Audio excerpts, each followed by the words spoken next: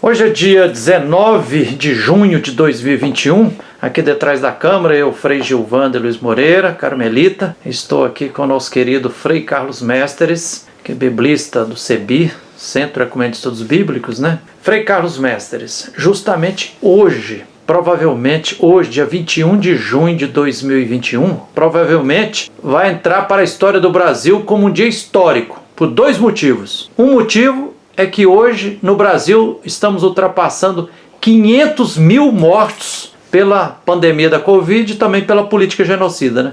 E hoje também tem manifestações populares em cerca de 400 cidades no Brasil e dezenas de capitais no exterior, e o grito forte é fora Bolsonaro, o povo. Então eu queria te perguntar, Frei, senhor que já nasceu na Holanda e mais de 60 anos de Brasil e tem muita familiaridade com a Bíblia, com os textos bíblicos, em síntese, o que a Bíblia, a partir, por exemplo, lá, quando o povo hebreu escravizado no Egito, debaixo do imperialismo dos faraós, como é que o povo conseguiu superar aquele imperialismo, aquele sofrimento todo? Quer dizer, o que a Bíblia tem a dizer para nós hoje nessa situação do cativeiro da pandemia, que está tendo? Não é fácil.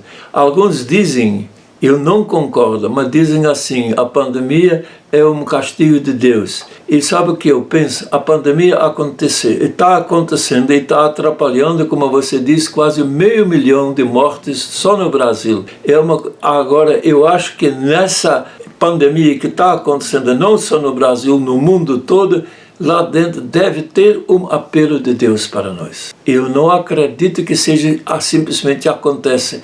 Tem um apelo de Deus. E muita gente está pesquisando. Então eu vou dizendo o que está na minha cabeça para a gente poder nos situar. Que tem um apelo de Deus que é o seguinte: todo mundo diz, fique em casa, não sai de casa. Então, muita gente está sendo forçada, por causa da pandemia, ficar em casa e vai descobrindo defeitos que antes nem se dava conta. E percebe que lá na casa, na família, na convivência diária, um prédio é feito de muitos tijolos. Mas sem tijolo não se faz prédio. E não basta passar reboque nas rachadas da parede para consertar a casa. Tem que refazer lá na base, desde os tijolos. E parece que o apelo de Deus é esse, que nós voltemos para as relações humanas, lá na base, na família, na comunidade, e ver essas dificuldades que, por exemplo, a gente eu descubro em mim, que eu fico muito mais irritado quando demora um pouco, entende? E na casa também a gente descobre defeitos. Então eu acho que está um apelo de Deus para cuidar melhor dos tijolos. Lá da base, nós nos reencontrar e perceber o que Deus está pedindo, o que esta pandemia está revelando de defeito na nossa convivência diária, para que aos poucos possamos ir melhorando a convivência e produzir uma sociedade onde não haja mais opressão e onde haja uma libertação de tudo isto que nos está atrapalhando hoje. E muita gente, e aí o que é bom para isso? Não é cada família sozinha.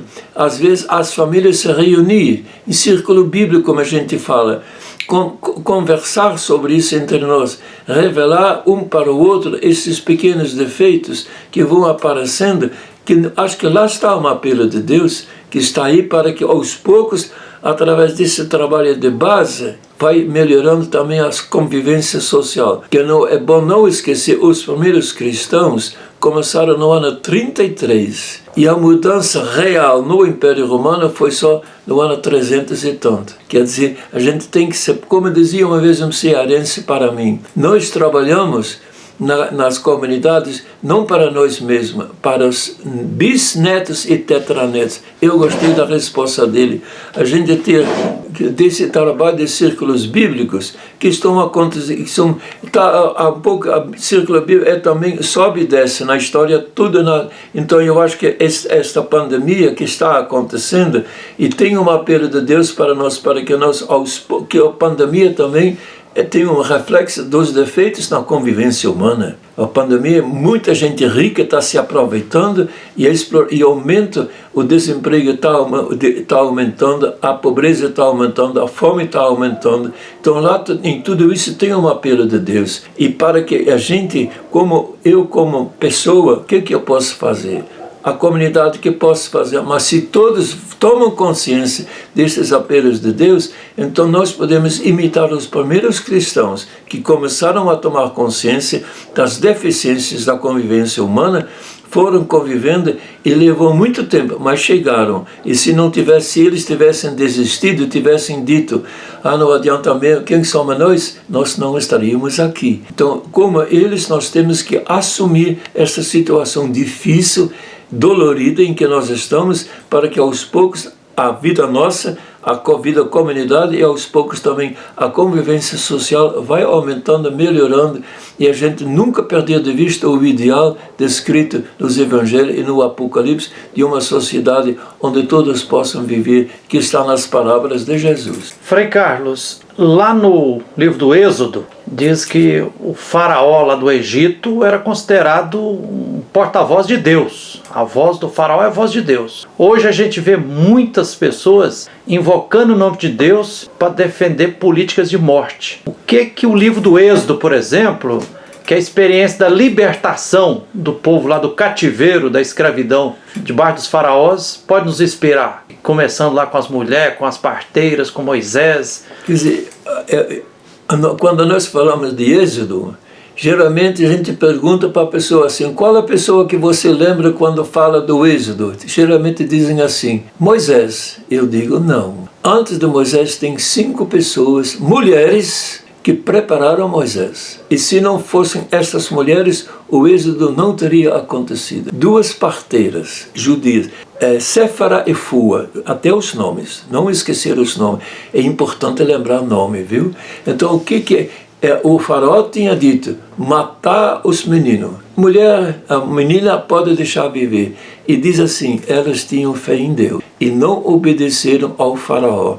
E lá começa uma desobediência aos decretos que são contra a vida. E perguntaram então, por que vocês não obedecem ao faraó?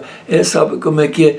As mulheres hebreias são muito mais fortes que as mulheres egípcias, e quando chamam a gente para atender, o menino já nasceu, já fugiram com ele, e a gente não, quer dizer, fizeram um pretexto para justificar esta saída. Então são estas 2 mulheres. Depois tem outras 2, a mãe, Joquebed, e Miriam, Maria, a irmã de Moisés, que souberam de tudo isto, e ela estava grávida, o menino nasceu, e colocaram para proteger num cesto de betume e botaram no rio no dia em que a princesa ia tomar banho. Então a mãe preparou, colocou, porque eles conseguiram esconder o menino uns meses, mas esconder o menino que grita e chora durante muito não dá conta. Então elas foram botar esse cestinho com o menino dentro no rio, pertinho do lugar onde passaria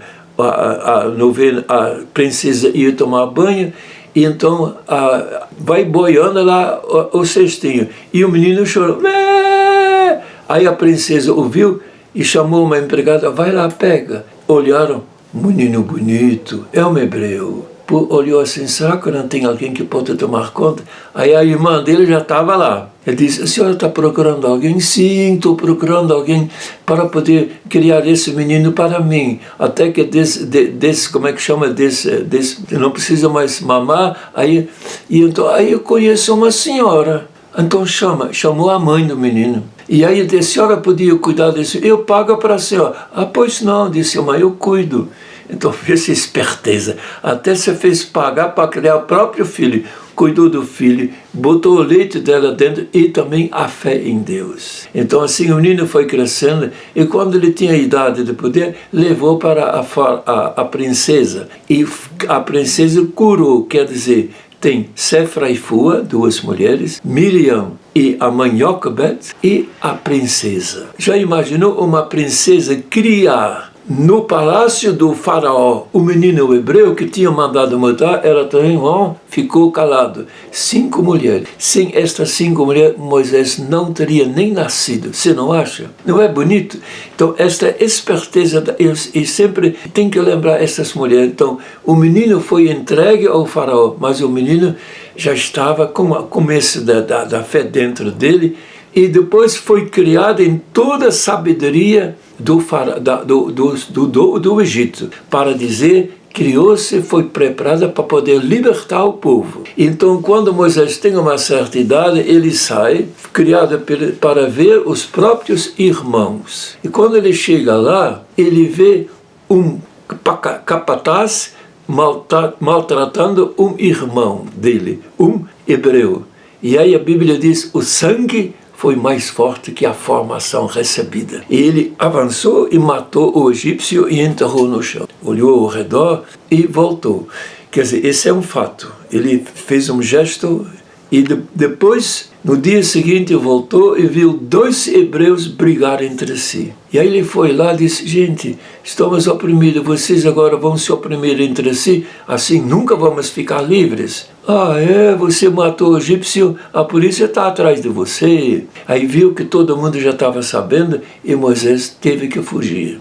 E foi para um lugar onde foi na casa de um tal de Jetro, que tinha 7 filhas. E uma ele deu para Moisés, Moisés casou com ela, teve 2 filhos. Um se chama Eu Estou na Terra Estrangeira, Gerson, e depois o outro. Então assim Moisés viveu fora, foi criando as ovelhas do sogro dele, e um dia ele foi no Monte Horeb, o Sinai para nós. E lá ele recebeu uma visão, Deus apareceu. Aí Moisés tinha 40 e tantos anos.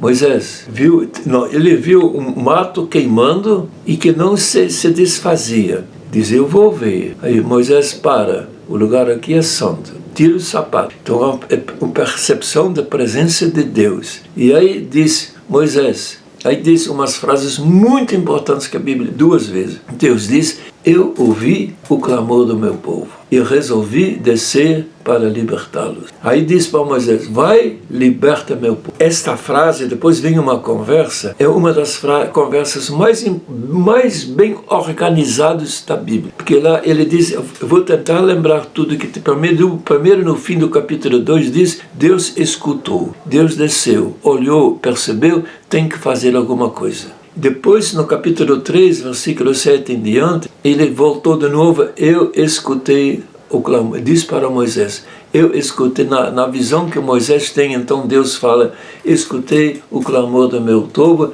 e resolvi libertá-lo, vai, liberta meu povo. Aí Moisés escutou esta ordem de Deus e diz assim, quem sou eu para libertar o povo? No fundo, teve medo, escondeu o medo debaixo da humildade. Quem sou eu para fazer uma missão tão importante? Quer dizer, e Deus responde a Moisés, ele não diz, não, você pode, você está fora. Não, Deus simplesmente repetiu o que ele tinha falado. Voltou para o medo e a pretexto que ele diz. Deus primeiro diz, estou com você. E na segunda vez, você sabe o que ele diz? A gente sempre escreve, eu sou aquele que sou. Sabe o que isso é em hebraico? Moisés, ele tinha dito, estou com você. Na segunda vez diz, estou que estou. Certissimamente estou com você. Você não pode, esta é que Moisés duvidava. E aí Deus dá a certeza absoluta. Eu estou com você. Depois continua dizendo, quando Deus fala de si mesmo, ele diz, eu estou. Quando nós falamos de Deus, dizemos, ele está. Sabe como é que escreve está em hebraico? Com 4 letras que são iguais às 4 letras com que se escreve o nome de Deus. YHWH. E sabe o que significa isso? Literalmente, é aqui, estou que estou, certissimamente estou com você. Sabe quantas vezes este nome está na Bíblia? 6.800 e tantas vezes aparece este nome na Bíblia. 6.800 vezes, estou com você, estou que estou, certissimamente estou com você. Esta é a certeza absoluta, inquestionável que a Bíblia quer comunicar. Deus está conosco para ajudar o povo a sair da opressão e formar-se um povo livre, livre dessas opressões todas, tanto dos tijolos estragados na convivência como da grande opressão. Então, eu acho que é tão bonita esta frase. Então, este é o meu nome e não quero ter mais outro nome. Assim termina, para dizer, Deus se compromete consigo mesmo de estar sempre conosco, apesar de tudo. E tem no Jeremias 31, versículo 3, diz assim: com amor eterno eu te amei. Isaías, mesma coisa. O povo dizia, está no cativeiro da Babilônia. Perderam tudo. O templo, a terra, a liberdade, tudo. Viraram o rei, tudo. E viraram um grupinho étnico perdido no meio de um povo. E muita gente dizia, tivemos uma aliança com Deus, nos comprometemos, nós desobedecemos a Deus, rompemos a aliança, acho que Deus também rompeu conosco. E aí diz em Isaías 49, sei até de memória, diz assim: Sião dizia, Deus me abandonou. E Deus responde assim: pode a mãe se esquecer do neném que ela gerou, esquecer do fruto das suas entranhas? E nos cursinhos que eu dou, às vezes eu pergunto, pode a mãe esquecer? E sabe o que as mães fazem? Eles não dizem não, eles fazem assim: a mãe não esquece. Aí a Bíblia diz, mesmo que a mãe esquecesse, eu nunca vou esquecer. Não é bonito isso? É lindo demais. Então, ainda não terminei, ainda falta. E aí diz, meu amor por vocês é eterno. E Jeremias que eu falei, significa o seguinte, Deus falando para nós, depois de tudo que vocês fizeram, vocês não merecem mais ser amados por mim. Diria, mas meu amor por vocês não depende do que vocês fazem por mim. É eterno. Mesmo vocês me matando, eu continuo amando vocês. E Jesus deu a prova. Quando quiseram matar Jesus na cruz, botando os pregos, o que Jesus falou do soldado que estava matando a ele? Dizia assim, Pai, perdoa, o rapaz é meu irmão, sabe? Não sabe o que está fazendo. Então Jesus pediu perdão para o rapaz que estava matando a ele, mostrando que o amor de Deus é maior do que a nossa deficiência. Em todo o trabalho que a gente faz, esta é a verdade central. Deus está conosco. Emmanuel, Deus conosco. Tô, certissimamente, não pode duvidar, meu amor é eterno. E Jesus deu a prova, foi morto na cruz, e Deus o ressuscitou. Então, esta ressurreição de Jesus é a prova de que Deus está conosco, é tô, certissimamente. E quando a gente fica desanimado nesta luta, que hoje não é fácil acreditar, viu? Hoje está muito difícil, com este governo que nós temos, que todos falam em Deus. O que é muito importante é o povo se encontrar em grupos pequenos, acreditando, sem consertar os tijolos, nós nunca vamos consertar a sociedade. E como aquele dizia o cearense, no círculo dizia para mim, nós aqui não trabalhamos para nós mesmos, mas para os tetranet, para que no futuro a gente tenha uma sociedade melhor. Eu achei tão isso é um pouquinho que a gente está vivendo. Falei demais, né? Não, tá ótimo. Frei Carlos, em 11 anos atrás, era 2010, você foi comigo na ocupação Dandara, aqui em Belo Horizonte. Foi. Quando as 1.200 famílias lá estavam com um aperto muito grande, uma ameaça muito grande de despejo. Aí eu recordo que você falou lá que o povo, para escapulir da escravidão no Egito, para atravessar o Mar Vermelho, teve que dar um passo à frente. Ah, sim. Como é que é essa história e qual o passo à frente que o povo brasileiro está precisando de dar para romper essas cercas da opressão? Para ensinar qual o passo, não sou eu que vou dizer, porque aí se o povo todo tem que discernir, mas na Bíblia, às vezes você está assim, ninguém faz nada, e estão diante de uma situação, às vezes nos falta alguém ter coragem de dar um passo. E quando a reflexão do povo refletiu muito, viu? Rezaram junto, o que nós temos que fazer? Quando um grupo grande sonha que se sonha só, pode ser pura ilusão. sonho que se sonha junto é sinal de solução. Então vamos sonhar companheiros, sonhar ligeiro, sonhar em mutirão. As decisões devem ser tomadas em comum. Então vamos sonhar companheiros, sonhar ligeiro. Então às vezes está meio perdido quando alguém, um grupo consegue dar um passo, de repente, é mesmo, é isso. Então estavam parados, o mar fechado, e aí a Bíblia diz, e Moisés fala com Deus, o que nós vamos fazer? Está tão bonito. E Deus diz assim, manda o povo dar um passo. Manda o povo hoje também juntar-se, qual é o passo? E aí tem que refletir, tem que reparar, não dar passos, às vezes dá até passos errados, o passo, e continuar trabalhando juntos para continuamente refletir, e aí o mar se abre, e a gente atravessa e chega do outro lado, talvez para reencontrar um deserto de 40 anos, mas Deus estava com eles e eles puderam ocupar a terra prometida. Frei Carlos, depois desses 40 anos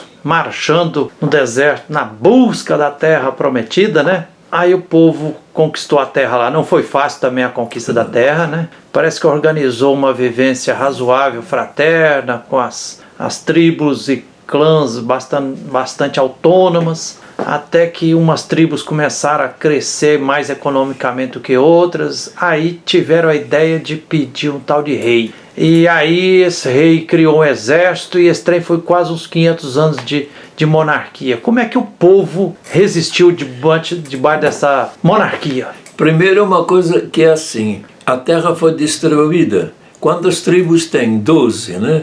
Agora, uma tribo não recebeu terra. Você lembra qual é a tribo que não recebeu terra? A dos levitas, né? Os levitas. E sabe o que quando a gente fala levita, hoje, pensa logo no sacerdócio, não é verdade? Levita, originalmente, tem até um levita da tribo de Judá.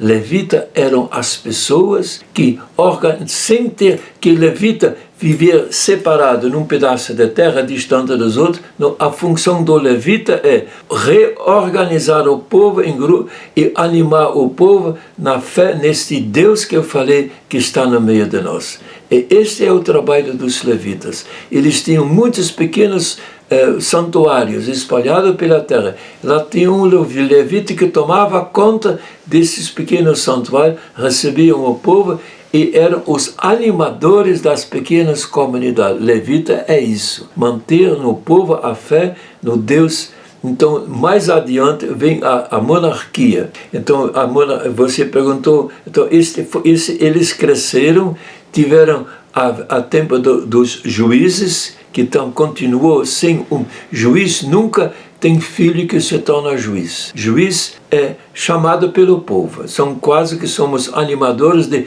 maior grupo de comunidade. Foram falar com Samuel e dizeram a Samuel, nós queremos, o senhor tem 2 filhos que não prestam, então nós queremos um rei. Era o contexto social da época, não é só o povo de Israel que tomou, também os moabitas, todos eles começaram a ter rei, até que o povo de Israel foi mais devagar, que teve um menino chamado Abimeleque, que era um juiz e pensava querer ser rei, e o povo não quis. Então teve muita resistência em ter um rei. No fim disseram, queremos um rei. Mas aí, no primeiro livro de Samuel, capítulo não sei o que, Samuel disse, eu vou dizer para vocês qual é o direito dos reis. Samuel 8. O rei pode fazer tudo, quase não pode ser nem questionado. E nasce a monarquia. E essa monarquia aguentou 400 anos e, no fundo, foi a má gestão do povo por causa das grandes corrupções que começaram a existir. Todos os reis são criticados, menos 2 ou 3. Nestes 400 anos, todos são criticados pelos profetas. Que foram autoritários, são de tudo quanto é corrupção de hoje está lá, rei fez, né? E então, no fim, o resultado da monarquia é o cativeiro. O cativeiro na Babilônia sabe quantos cativeiros teve ao longo do tempo? Mais de 15. Então basta ler na Bíblia. A gente só fica na memória com aquela de Babilônia, em que tudo acabou. O rei morreu, perderam a monarquia, o templo foi destruído, perderam a terra e viraram um grupinho étnico no meio de um povo multicultural, multirracial. E é nesta situação totalmente sem futuro, renasce a fé. Deus está conosco. E aí os profetas ajudaram.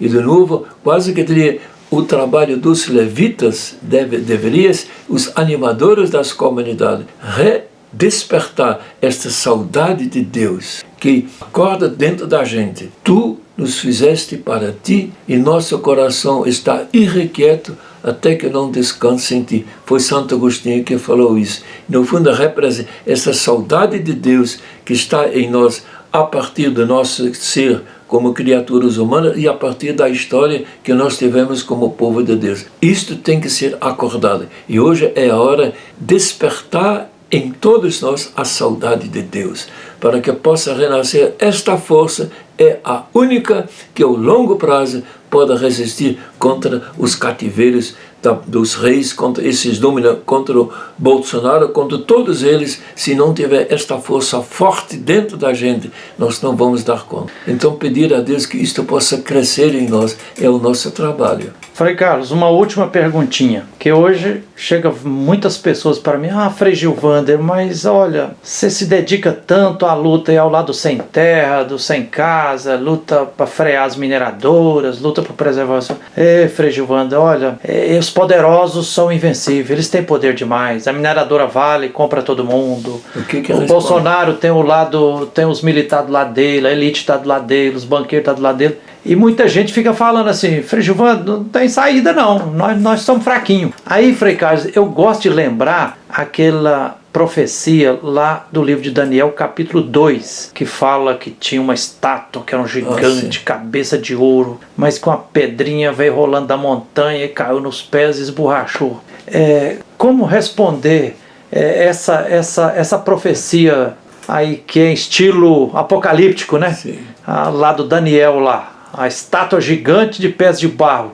Como é que isso pode inspirar a nossa luta no Brasil hoje? Para a gente conquistar ética, justiça, fraternidade em todos os sentidos. Eu moro lá em Unai, no interior de Minas. E lá nossa paróquia tem muitas comunidades. E muitas vezes eu vou junto. Antes da pandemia, agora você quase nem pode mais por causa da pandemia. E a gente ia nas comunidades, era às vezes 1 hora de carro no chão, sem asfalto, até chegar. Aí a gente faz reunião, espera que cheguem 15, 20 pessoas, vêm 8, 6, né?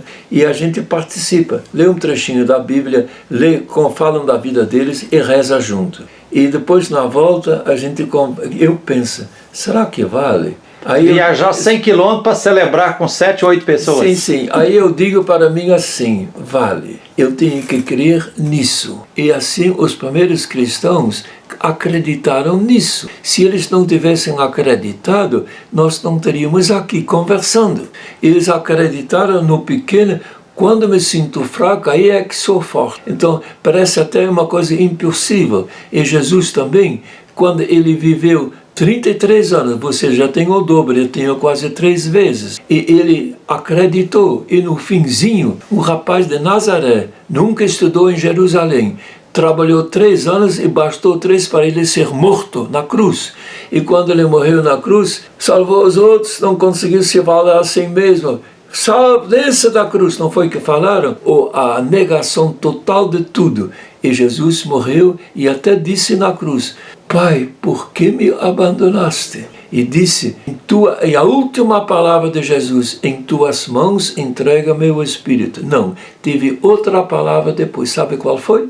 O grito. Jesus gritou, significa isso. A última palavra é o ato de fé de Jesus, de que Deus escuta o clamor do povo. O clamor de Jesus é o último ato de fé, que Jesus morreu e Deus o ressuscitou. Não é bonito isso? Então este grito de Jesus é o maior ato de fé e ele está totalmente abandonado. Por que me abandonaste? Mas a fé em Jesus é maior do que total abandono e deu o grito do povo abandonado e Deus escuta. Então este Jesus é o nosso Jesus e nós acreditamos nele e ele nos diz, estou com você, estou, não pode duvidar, a vida dele é a maior prova desta fé em Jesus. Você não acha? Acho. Que Deus nos ajude, que não é fácil. Mas Jesus ressuscitado está no nosso meio, está conosco.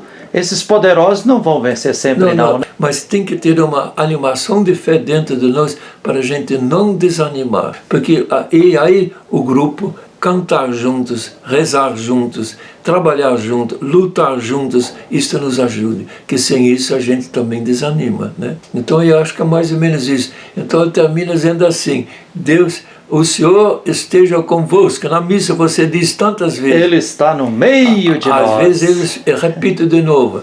E diz, a resposta é fraca. Aí eu digo de novo: o Senhor esteja convosco. Aí o povo grita: Ele está no meio de nós. Aí eu pergunto: Ele está aonde? Está no meio de nós. E aí termina. Esta é a fé. Frei Carlos, muito obrigado. Que beleza prosear aqui. Estou curioso.